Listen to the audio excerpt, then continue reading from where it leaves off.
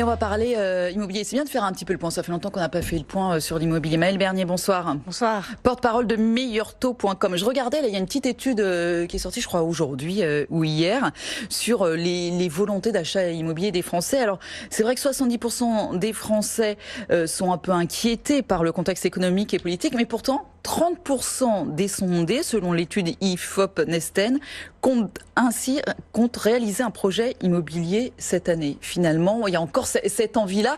Ils disent, ouais, il y a quelque chose qui pourrait nous freiner, c'est bien sûr la baisse du pouvoir d'achat, le niveau des taxes demandées aux propriétaires, l'incertitude sur le contexte et la difficulté pour trouver un crédit n'arrive, elle, qu'en 4e place. Et c'est tout à fait normal. Ça vous étonne pas? Ça m'étonne pas du tout parce que effectivement les taux sont très très bas. Le message peut quand même passer depuis maintenant 2 ans, comme quoi les banques prêtaient, comme quoi ces taux très bas, autour de 1,5%, redonnaient du pouvoir d'achat. C'est vrai qu'il y a quasiment que les taux d'intérêt qui redonnent du pouvoir d'achat aux Français aujourd'hui.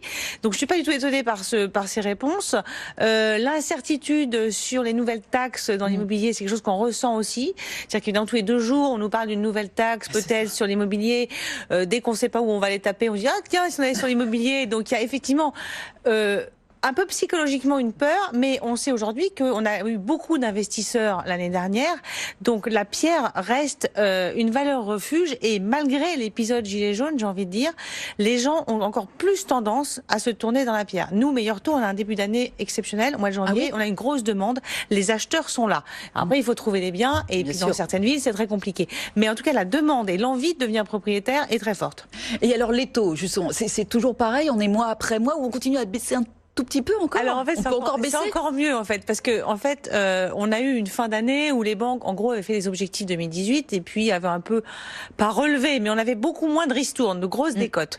Là, on est au mois de février, les banques sont en grosse phase de conquête et moi j'ai des remontées terrain avec des taux autour de 1,10 sur 20 ans, 1,35 sur 25 ans et qui sont pas des épiphénomènes. Vous dites c'est la grande braderie quoi. C'est la grande braderie, exactement, et les banques sont en conquête et en plus les taux d'intérêt directeurs, les fameux OAT, qui servent quand même de référence au crédit immobilier des particuliers, sont-elles également, en très nette baisse, puisqu'on est autour de 0,50. En gros, ça veut dire, les banques empruntent à bas coût, et donc continuent de prêter à bas coût. Donc aujourd'hui, il n'y a aucune menace sur les taux d'intérêt et il n'y a pas de raison que les banques remontent leurs taux, bien au contraire. Ouais, c'est ça, c'est vraiment pas pour demain.